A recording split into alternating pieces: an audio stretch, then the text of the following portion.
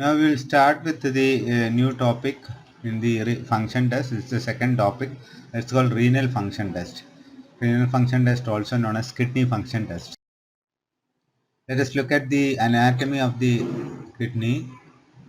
You can see the renal cortex here with the interlobular artery and vein, arcuate artery and vein here, the red and blue one. Renal medulla inside, you can see the cortex continues with the medulla. Then you have the interlobar artery and vein here, and you have the renal artery and the renal vein. This is the renal pelvis area. Then you have the ureter. Functional unit of kidney is known as nephron. There are about 1 million nephrons per kidney. The nephron as such can be divided into parts like glomerular region, this area, then glomerulus, Bowman's capsule, that's the membrane there, proximal convoluted and straight tubule,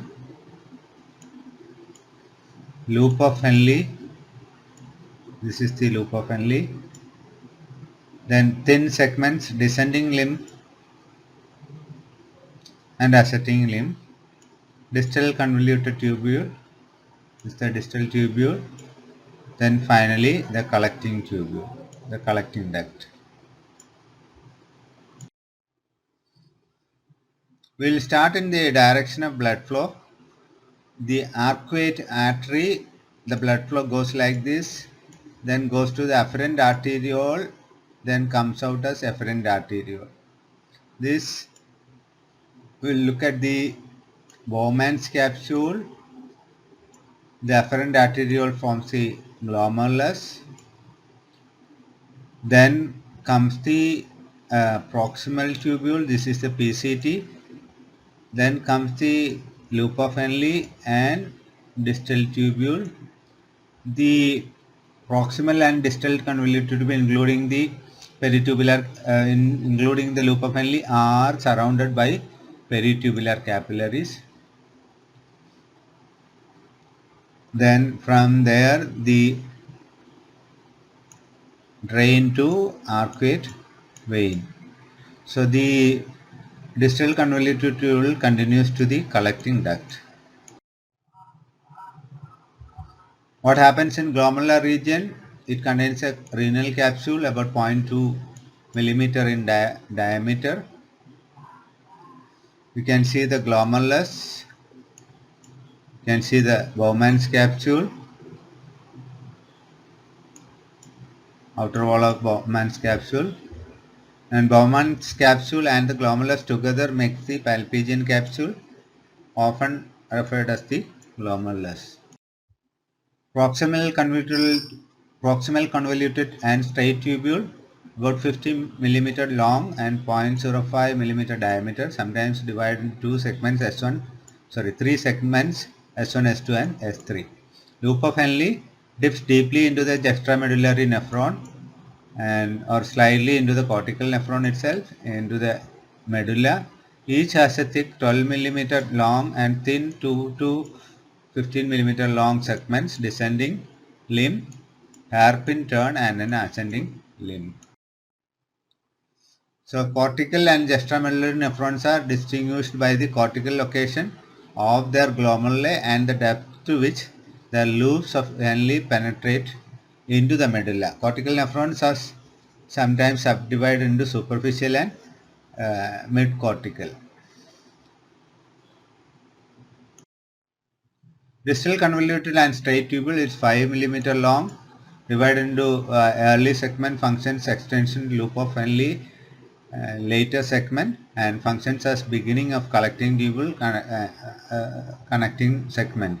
Note that the initial part of the distal tube passes near the glomerulus of the nephron. The collecting tubule is 20 millimeter long. What are the functions of kidney? Electrolyte balance, acid-base balance, water balance, retention of nutrients, excretion of waste products, and endocrine function include hormone production and sites for hormone action. Look at the electrolyte balance. Kidney maintains the electrolyte balance of the body. It includes sodium, chloride, potassium. Then hormone regulates its aldosterone and renin. Acid-base balance. Kidney maintains the acid-base balance of the body. Tests include pH, bicarbonate, ammonium ion, acid loading, urinary anion gap, etc. Water balance. Kidney is involved in the water balance of the body. Tests include specific gravity, osmolality, then water deprivation and antidiuretic hormone. Water deprivation and water loading. Retention of nutrients. Kidney helps to retain essential nutrients like amino acids and proteins, sugars, and phosphate. Secrete waste products. Kidney secretes waste products of metabolism outcome and otherwise harmful to the body, including uric acid, oxalate, bile acids, urea, etc. Endocrine function. Kidney is a target organ for parathyroid hormone, aldosterone, and ADH.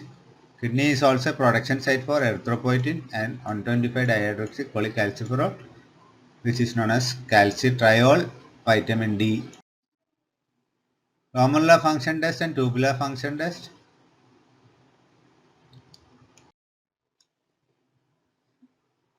The test that predict kidney disease is known as EGFR, estimated glomerular filtration rate. There are two common equations that is used to create or estimate the glomerular filtration rate based on the serum creatinine values. One is called modification of diet in renal disease or MDRD formula, where 186 is multiplied with serum creatinine raised to minus 1.154 into age raised to minus 0.203 into 1.212 if black and 0.742 if female. Next is called CG formula or Cockcroft-Gault formula, and that is again based on age, mass, and creatinine value. So this will give an estimation of glomerular filtration rate that is proportional to the glomerular filtration rate.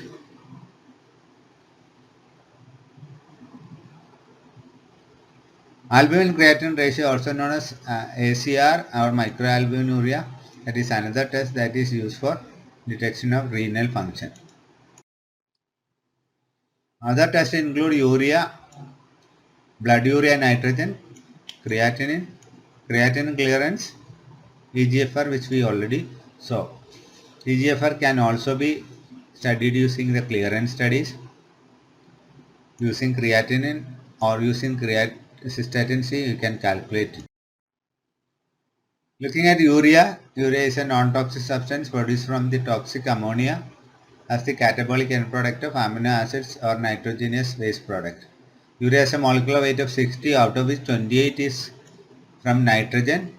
So that nitrogen constitutes the Bun part of it. So real concentration of urea is Bun. So you can calculate Bun from urea by multiplying it with or dividing it with 2.14, or Bun into 2.14 will give the urea. Normal blood urea is 8 to 25 milligram per deciliter for blood urea nitrogen, and urea is 15 to 45 milligram per deciliter. Urea is filtered by the glomerulus and part of it is partially reabsorbed and returned to the bloodstream. Blood urea levels are quite sensitive indicator for renal disease and also excessive protein digestion. You can see the urea cycle here that will create the urea from ammonia.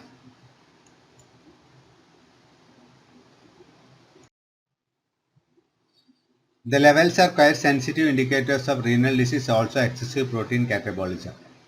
So there are two conditions that will cause the urea to increase, either renal disease or increased protein catabolism. Increased protein catabolism results of really big protein meal.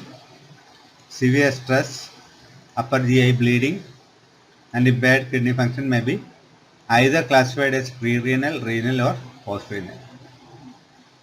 The pre-renal azotemia. Azotemia is a nitrogenous waste product increase. Azotemia results from underperfusion of the kidney, like in dehydration, hemorrhage, stroke, and CHF. Renal azotemia can be acute tubular necrosis, chronic interstitial nephritis, glomerular nephritis, etc.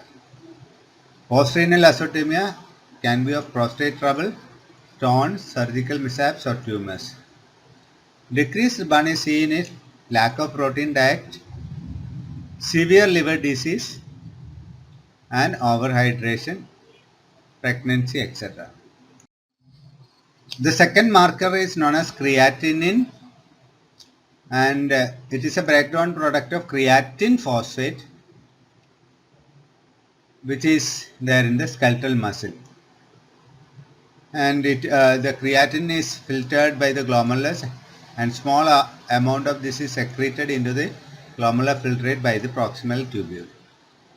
It is generally considered more sensitive than blood urea nitrogen for kidney function because it is less affected by the diet. Normal creatine concentration is between 0.6 to 1.5 milligram per deciliter. Increased creatine can be due to impaired kidney function, massive muscle damage, that is rhabdomyolysis, crush injury, etc.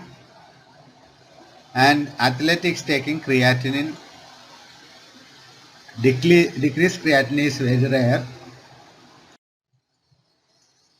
You can see that creatine synthesis, it is synthesized from glycine, arginine, and ornithine and guanidine acetate. What you get is creatine. That's a very useful substance that is present in brain and muscle. Then what happens is creatine is converted to creatine phosphate by creatine kinase of CPK, creatine phosphokinase enzyme, that is spontaneously degraded to creatinine. Once it is converted to creatinine, it cannot be converted back, but the creatine and creatine phosphate can be converted. So this happens in brain and muscle, that is excreted as creatinine. Creatinine clearance is widely used as an appropriate glomerular filtration rate marker. It is an approximate to GFR. It needs a timed urine collection. That means usually a 24-hour sample.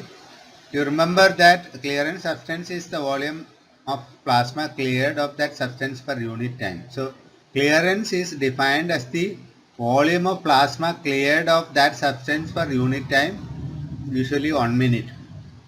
It can be calculated using the equation clearance is equal to concentration in urine into concentration urine volume divided by concentration in plasma. That is equal to U into V divided by P. U into V divided by P, where U is the urine creatinine, V is the urine volume in ml per minute, and P is the plasma creatinine. It is not a perfect measure of GFR because sometimes it's filtered, sometimes secreted into the proximal tubule. So there will be an overestimate of GFR. The creatinine based clearance is 90 to 120 ml per minute for young adults. eGFR with the creatinine formulas to adjust normal body surface area have been advised. Cystatin C gamma trace protein also used for the estimation of glomerular filtration rate based on some equation. Then urine, other kidney function tests are urine specific gravity, urine osmolality, that talks about the solute concentration in urine, urine volume, typical marker of the filtration, concentration and dilution test, the capability to concentrate urine when water is withheld and dilute urine when overhydration is given, PSP secretion test. In concentration test, ADH injection or water diffusion to see the ability of kidney tubules to concentrate the urine. It is measured using the specific gravity or the osmolality. So this is the procedure. These tests are very rarely done at present.